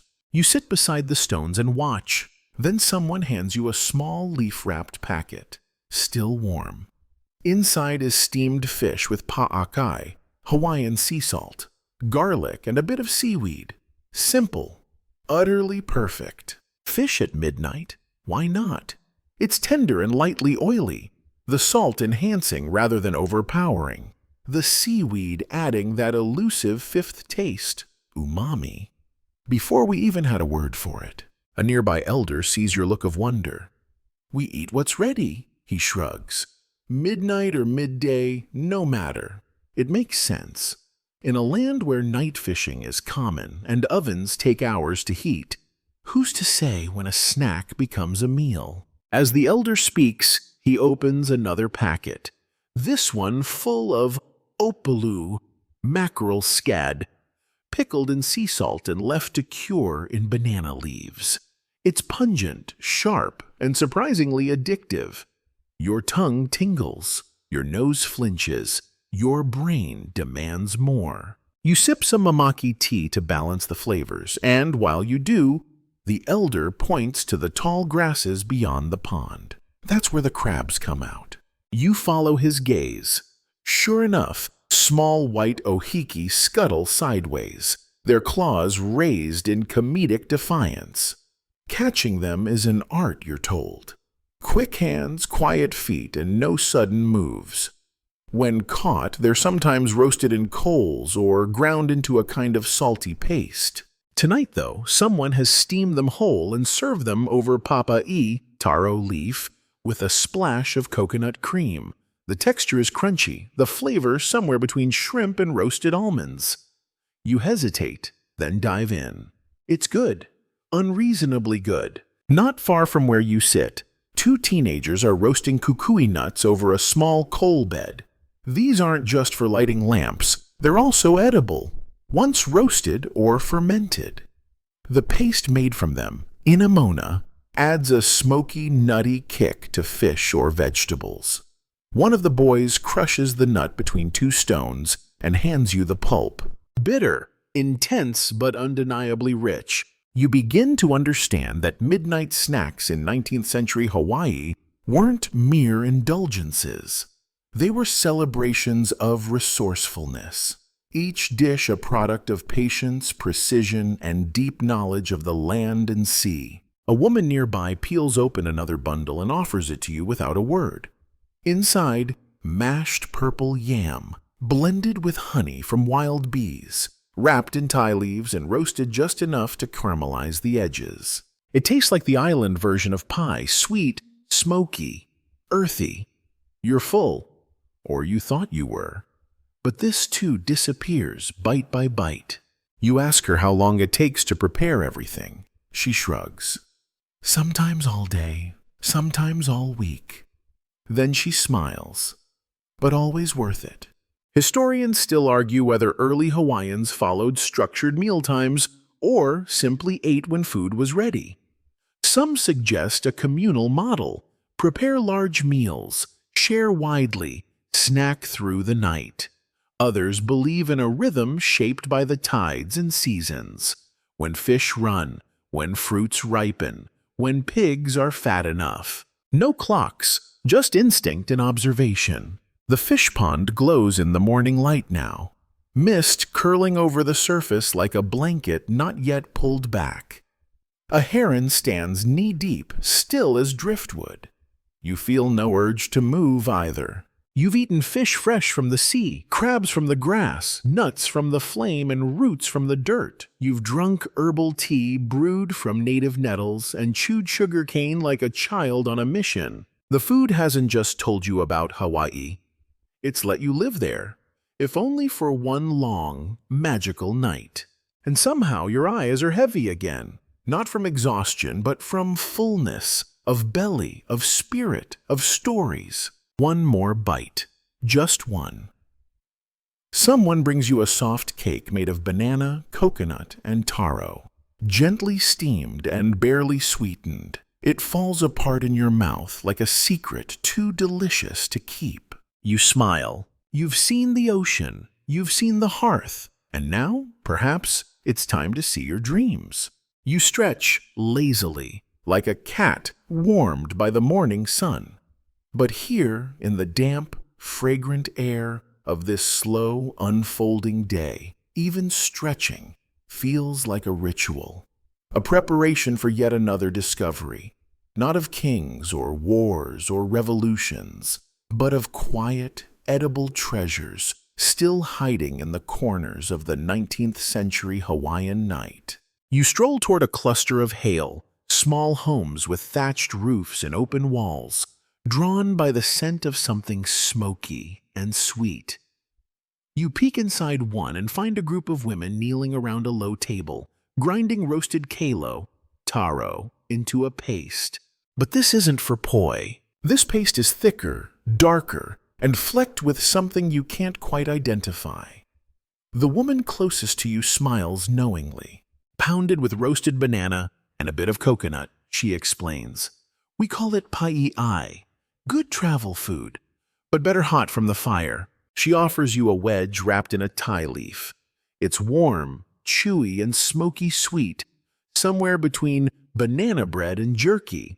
A perfect thing to slip into a satchel or munch on when your body forgets what time it is, which here is often. Out back, under the shade of a hau tree, a man is stirring a pot. He's using a long stick and moving in slow figure 8 patterns. You approach, enchanted by the rich, nutty aroma rising with the steam. Breadfruit stew, he says, with coconut milk, wala, and a bit of salted fish. You sit beside him, drawn by the steady rhythm of the stirring stick. The breadfruit is tender, the coconut milk rich, and the salted fish threads through the broth like a memory. It's a midnight comfort food disguised as a whole meal. One you don't even need to chew much, just let it slide over your tongue, warm and slow. Some versions of this stew, you're told, include roasted kukui nut paste or crushed taro leaf. Others use mountain apples when in season, lending a tartness that cuts through the richness. Historians still argue about how recipes varied between islands and whether these dishes were passed down verbatim or adapted freely. You suspect both are true. Hawaiian food culture was never static, but always growing, experimenting, and evolving. As you sip the stew, a small boy walks past with a roasted root in each hand. "You try wala yet?" he asks, holding one out. "It's my favorite. Sweet potato. But not like any you've had before. This one is roasted whole in an earth oven, skin crackling, inside caramel soft. It's been brushed with a bit of rendered coconut oil and sprinkled with black sea salt. You bite in, it's buttery, smoky, and just a little sweet. If potatoes had dreams, this would be it." The boy's second hand holds a purple-fleshed version, more starchy and less sweet. "This one makes you strong," he grins. "My tutu says it helps you swim far." You finish both, obviously. You're polite, but also hungry again? The community here seems to have an unspoken agreement. If you're awake and nearby, you must be fed. So someone else hands you a woven pouch filled with dried banana strips and bits of roasted coconut, a kind of trail mix before trail mix was invented. Energy in every chew. You take it with you as you wander toward a grove of tall coconut palms. A young man is shimmying expertly up one, barefoot, twisting a nut free and dropping it to the grass with a satisfying thud. He climbs down, splits it with a single swing of a small adze, and offers you the freshest coconut water you've ever tasted. Cool, pure, slightly salty, utterly restorative. Good after fishing, he says, or dancing, or dreaming. You nod. It's also good for wandering around someone else's century like an overly curious ghost. You sit beneath a coconut tree, sipping and watching others go about their morning business. Some are still waking. Others are already prepping food for later. This place never really sleeps. It just moves in slow rhythms, rising and resting with the tides and the breeze. One of the elders wanders over, carrying a folded cloth bundle. "This one's from the old stories," he says. He opens the cloth to reveal something resembling a flat, golden pancake. You sniff. Sweet. Nutty. Floral? He tears a piece and offers it to you. It melts on your tongue with the taste of roasted taro, honey, and crushed hibiscus petals. Waiu honey cake, he calls it. Not for every night, but sometimes you need something soft to carry your thoughts. And that's exactly what it does. It carries your thoughts through dreams of salt and steam, of stories whispered over calabashes, of hands dusted in flour and ash, of fish that swim straight into your arms if you're quiet enough. You lie back, the coconut water forgotten beside you, the honey cake now a memory. You wonder if anyone has ever eaten so well. In their sleep, the clouds have parted just enough now for the stars to whisper their final lullabies. The horizon blushes faintly, and though the day isn't quite here, the night begins to loosen its grip. But you're not ready to leave yet. Not while the scent of warm root vegetables and floral smoke still lingers in the air like an invitation. You follow that scent to a narrow footpath lined with sleeping chickens and puddles of moonlight. At the end, a cooking shelter, open to the breeze, where a woman and her daughters are preparing something wrapped in layers of leaves. She gestures to the glowing embers beneath a half-buried rock oven, another IMU still hot from a night's slow work. You came at the right time, she says. We're about to open the pudding. You blink. Pudding? She unwraps it carefully, steam hissing like the soft breath of a dragon. Inside, a mass of pale lavender and golden brown. It's kololo, she says. Taro, coconut cream, sugar cane. Cooked all night just the way our kupuna liked it. You take a bite. It's dense and rich, chewy like mochi, and so sweet your eyes actually flutter. You hum without meaning to. She laughs. Good, huh? Good doesn't begin to cover it. It's the kind of sweet that carries you back through time, into the stories you've only overheard. You can taste the days it took to grow the taro, the hours it took to squeeze the coconut, the generations it took to get this recipe exactly right. Kulolo wasn't an everyday treat in the 1800s. It was a celebration food, sometimes made for ceremonies, or to honor visiting alii, chiefs. But it's midnight, and here you are, eating the kind of pudding that once might have been reserved for royalty. Sometimes, the woman says, we just make it because someone needs it. You raise your eyebrows. You looked like someone who needed it. Fair enough. Nearby, one of the girls is peeling open long green pods to reveal shiny black seeds. Want to try? She asks. It's willy-willy. You can't eat the seeds, but they make good necklaces. And that's how you find yourself threading seeds on a string, your hands sticky with kulolo, your lap full of banana peels and soft laughs. Someone else joins the fire and adds a bundle of fragrant bark to the coals. For the mosquitoes, she explains, but you swear the smoke smells like vanilla and clean earth. Turns out it's iliahi, Hawaiian sandalwood, once so prized it was harvested nearly to extinction. Historians still argue whether the sandalwood trade brought more harm or connection to the islands. But tonight the bark is just bark, warming the toes and calming the breath. Then you spot something that stops you mid-thread. A basket of small yellowed rolls, wrapped in kapa cloth. It's kopa, sugar, or more precisely, sugarcane boiled down and poured into molds. These rustic sugar loaves were common in the 19th century, especially once sugar plantations began dominating the economy.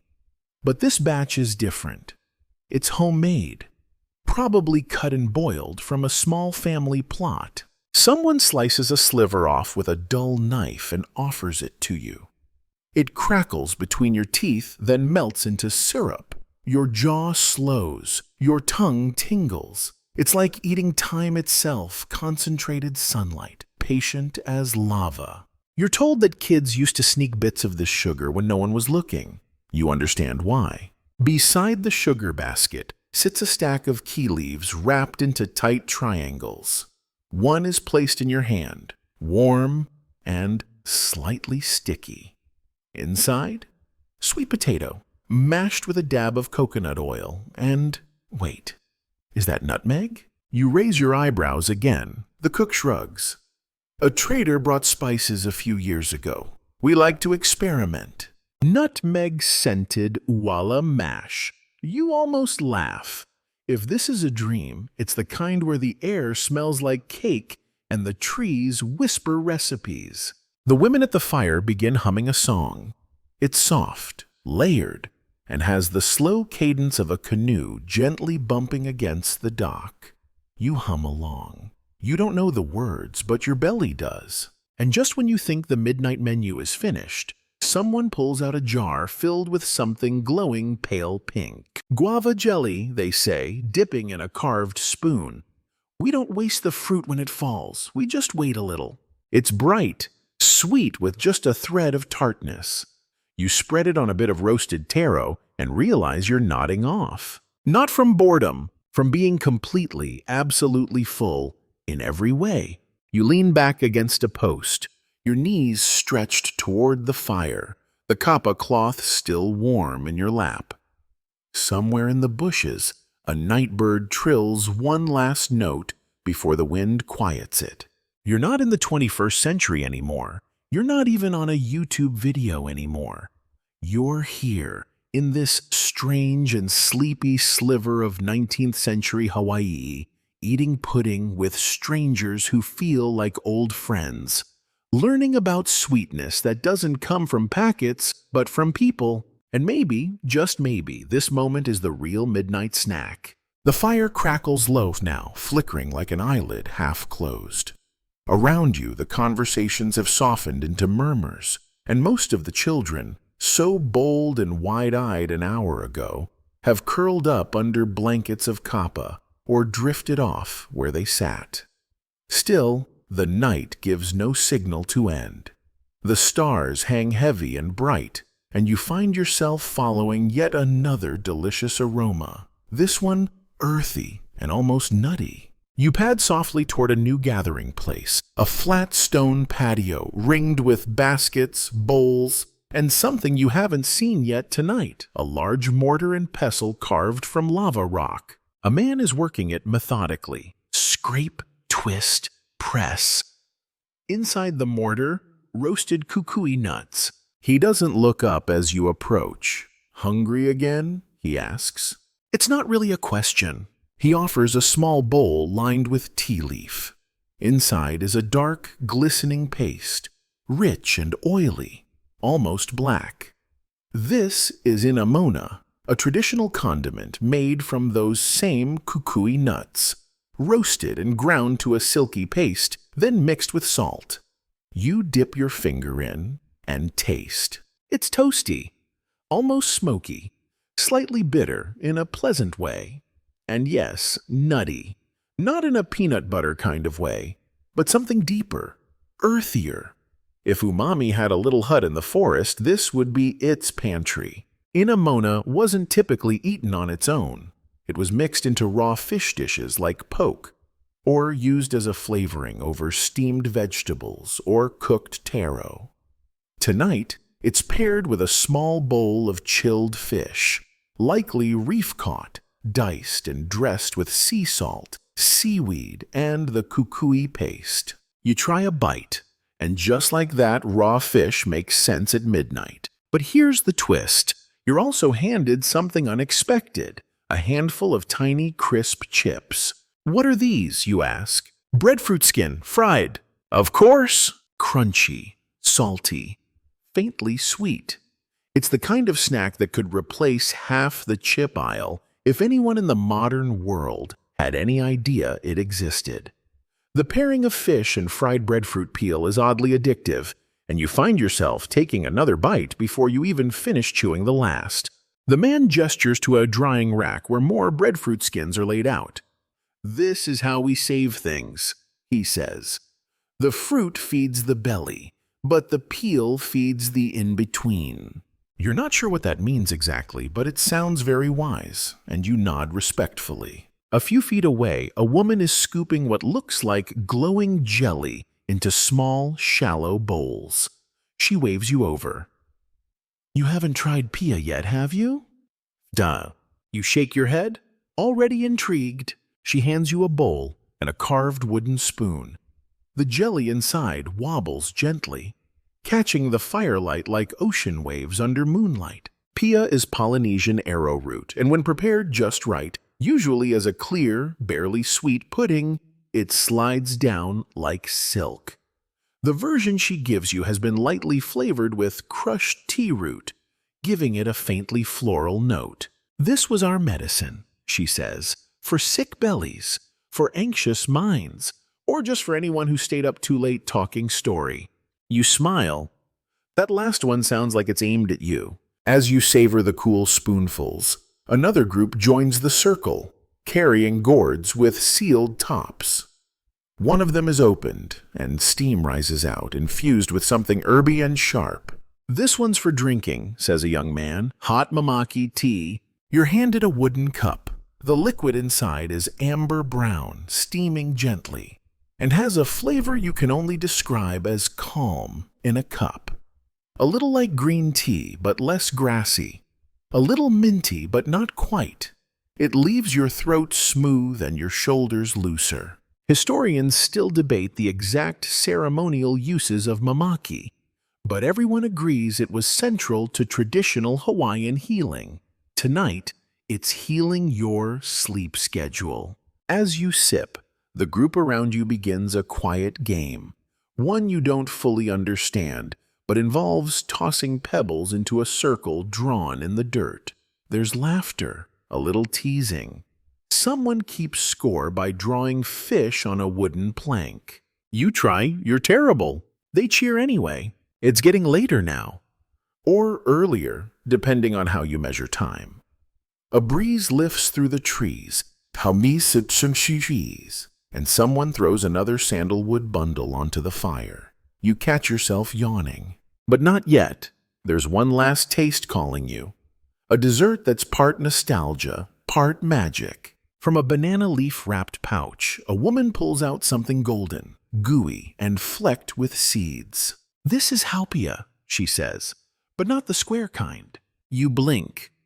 All you've heard about haupia involves neatly cut white coconut milk squares served at luau's. But this version is different, more rustic, more melt in your hands. "We steam it over hot rocks," she explains, "then stir in roasted papaya seeds. Some people think that's strange, but it's good for the belly and the dreams." You take a bite, creamy, coconut-rich, with just the tiniest crunch of seeds, adding a peppery surprise. It's sweet, but not in a candy way, more like a memory way. You close your eyes. This isn't a feast, you realize. It's a lullaby you can eat. The final notes of laughter taper off as the night settles into its softest hour. Most of the children have curled up with their heads on someone's lap or nestled beside sleepy dogs. Even the fire seems quieter now, its glow flickering low and golden across tired cheeks and empty bowls. You stretch your legs, belly full and mind floating. But just as you're about to doze off right where you are, someone touches your shoulder gently and whispers, "Come. There's one more place." "One more?" You follow, barefoot now, across damp grass and moonlit leaves, until you reach the edge of a grove. A woman, older, eyes like polished koa wood, parts the undergrowth and leads you through. Beyond it, a quiet clearing, dimly lit with small bowls of rendered kukui oil, their flames swaying in the hush. At the center is a raised platform woven from lauhala mats and covered in trays of something unexpected. "We call these lei snacks," she says with a smile, "because they look pretty, but they're also for eating." You lean in, small delicate bites arranged in spirals and patterns, squares of pressed mango mixed with powdered seaweed, rounds of steamed banana layered with paella, concentrated taro paste, and tiny cones made from young tea leaves, filled with pickled mountain apple slivers. "These are for when you're not hungry," she adds, "but you still need something." They're not quite meals, not quite desserts, more like edible size. You try the mango seaweed square. It's chewy, tart, with an almost salty finish from the dried limu. A flavor that seems to travel from tongue to temple and back again. You chuckle. It's not what you expected at all, and yet you reach for another. Nearby, someone places a bowl in your hand. Inside, shaved ice. Yes, shaved ice. Not the syrup-drenched kind found at roadside stands today, but a softer, older version. The ice is harvested from high mountain caves. Yes, those existed. Then shaved by hand with coral tools, and drizzled with a mixture of coconut milk and hibiscus syrup. It's floral, cold, utterly surreal. "Only made this when the weather allowed," the woman says. Or when someone was celebrating a new baby. Or didn't sleep for 3 nights. A small joke, maybe, aimed at you. She sits down beside you, hands resting on her knees. "We didn't always eat because of hunger," she says quietly. "Sometimes we ate to remember, sometimes to forget, and sometimes just to mark the hour." You nod. Midnight snacks weren't a necessity. They were a ritual. She picks up a piece of dark, sticky candy and offers it. "Try this. Sweet potato taffy." We pounded it flat, rolled it with coconut sugar, then left it in the sun until it begged forgiveness. It sticks to your teeth and heart alike, like childhood. Historians still argue about how much of 19th century Hawaiian food was everyday fare versus ceremonial indulgence, especially snacks like these. Some say such treats were rare. Others believe they were woven into the rhythm of life, part of the natural generosity and sharing spirit of the people. You look around the grove, at the careful arrangement of ingredients, the way hands move together to make each bite, the silence wrapped in gentle company, and think maybe both are true. A boy wanders over, dragging a string of small fish behind him. He's chewing on something and offers you a piece. It's dry, salty, and savory. Jerky, he mumbles through full cheeks. Fish jerky. Mom made it with soy. Or something like soy. Not sure, it's weird. You laugh, you chew, it's delicious. The boy shrugs. We make weird things sometimes when people can't sleep.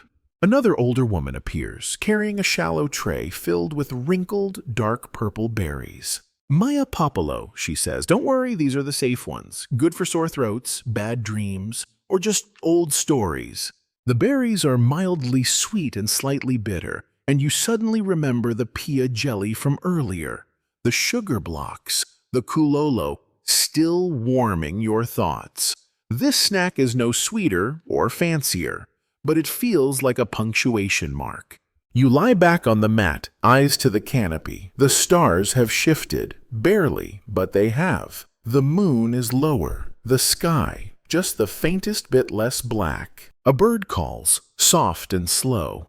Not the sharp cry of night hunting, but the first stretch of morning song. You realize something. This midnight snack wasn't a pause in sleep. It was sleep's gentle invitation. The old woman beside you smiles as if reading your thoughts. She places a folded cloth over your shoulders and hums something soft. A lullaby? A memory? You close your eyes, and the last thing you taste is hibiscus and salt and taro and thyme. Sleep creeps at the edges now, soft and patient, like the tide working its way back toward shore. But before it pulls you fully under, one final scent catches you. Smoke. Not from the fire pit. That's burned down to gentle coals, but a wispier kind. Aromatic, herbal, comforting. You sit up, or rather, your body does, while your mind lingers somewhere half-dreamed. You follow it, this final thread of the night, to a quieter corner where a woman is stoking a pot over a bed of warm stones. She doesn't speak at first, just gestures to a wide bowl set beside her on a woven mat. In it, a soup so thin it's nearly translucent, flecked with leaves, herbs, and something that looks like shredded bark. La'au kahea, she says, voice low. Plant of calling, food for dreams. You raise an eyebrow, she grins. It's not magic, but it is old. Our grandparents' grandparents drank it when they wanted to meet someone in their sleep, or remember something they weren't ready to forget. You lift the bowl, still warm from the stones, and sip. The taste is not exactly pleasant, not unpleasant either. A little bitter, a little citrus, a hint of something almost pine-like. The kind of flavor that makes your tongue pause, not in protest, but out of respect. Historians still debate whether La'au kahea was truly for dreaming or simply another herbal remedy dressed in story. But the oral traditions, passed down like song, insist it helped the soul step sideways, out of waking and into wandering. You look around. Only a handful of people are still awake now, and even they move more slowly.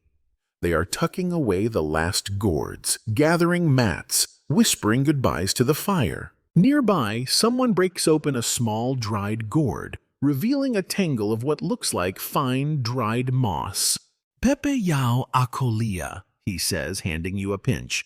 Ear fern.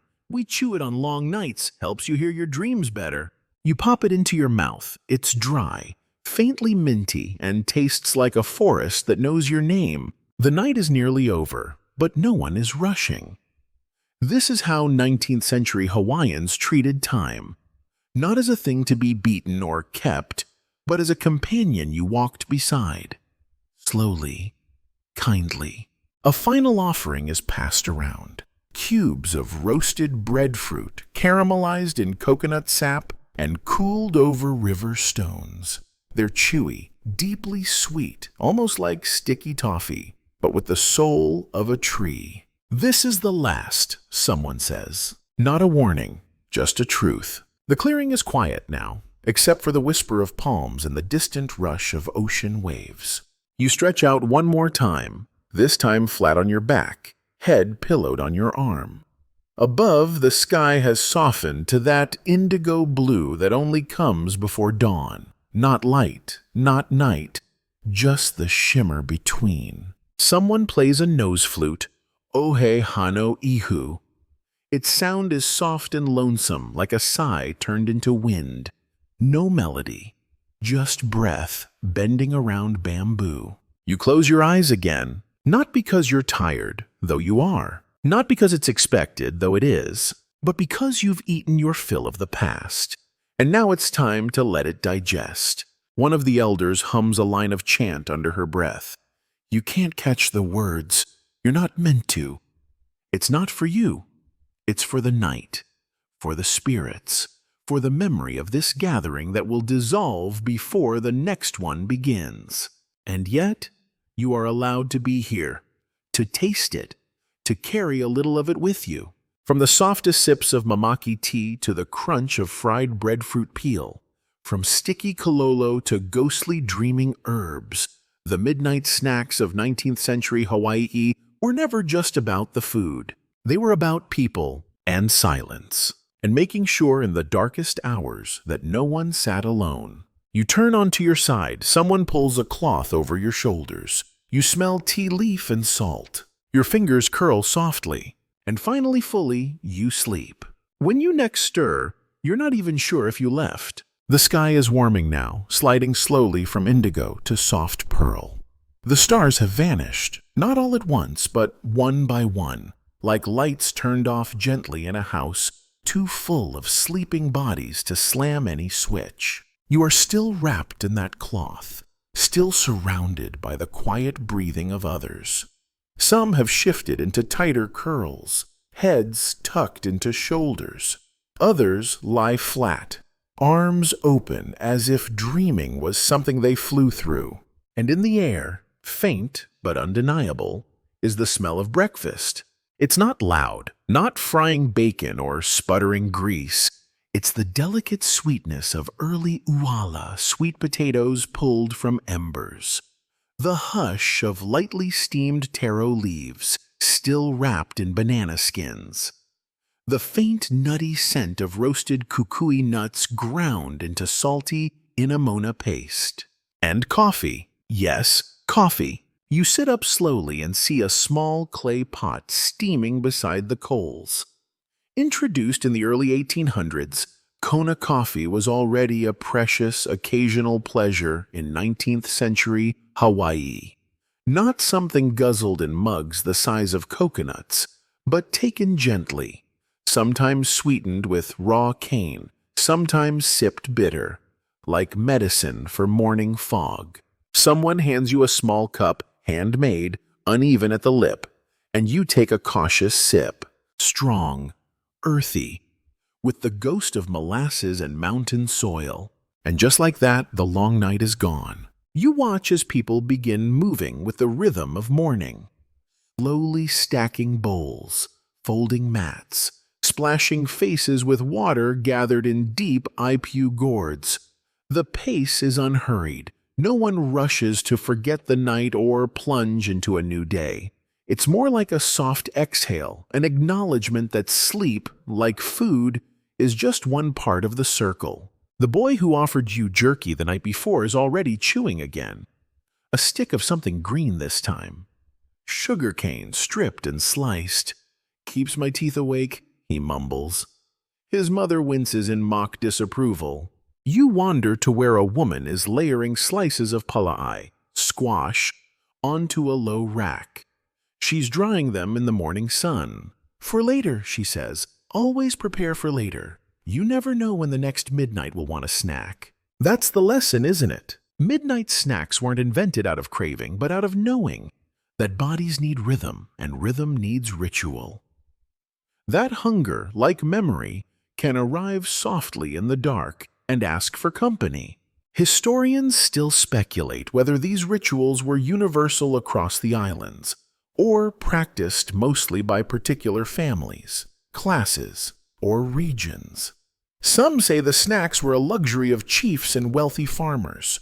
Others claim they were common, woven into everyday life like song and surf. The truth, perhaps, is that the midnight snack was never just about midnight, or even snacks. It was about care. A society that left food out for wandering souls didn't just feed the living. It comforted the unseen.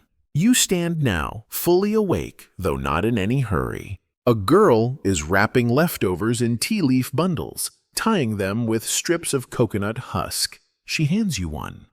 For when you get hungry again, which you will. You tuck it into your pocket. It's warm and smells faintly of ginger. A man nearby is lighting incense, not strong, just enough to ward off insects and signal that the night's feast is truly done. The smoke drifts through the leaves, curling like the last notes of a lullaby.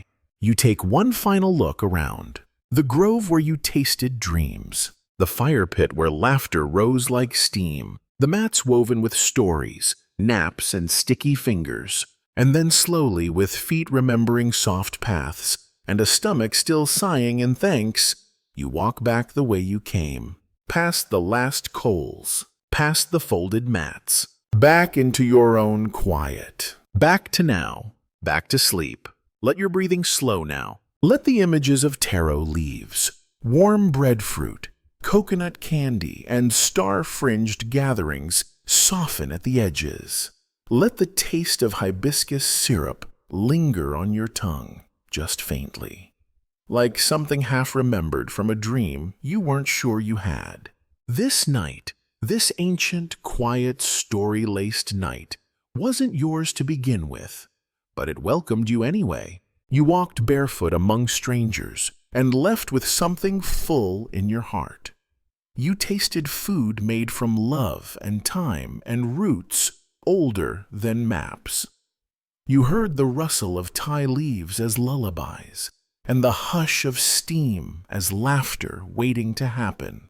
Let all of that settle now, like warm sand around your ankles. You are safe. You are full. You are already drifting. Let the waves of this island night carry you gently but surely away from here and toward whatever place you go when sleep finally says yes. Your hands are clean. Your mind is quiet, and somewhere in the soft corners of memory, a piece of Kulolo waits for you to come back. Sleep well, friend. Sleep long. Sleep deeply.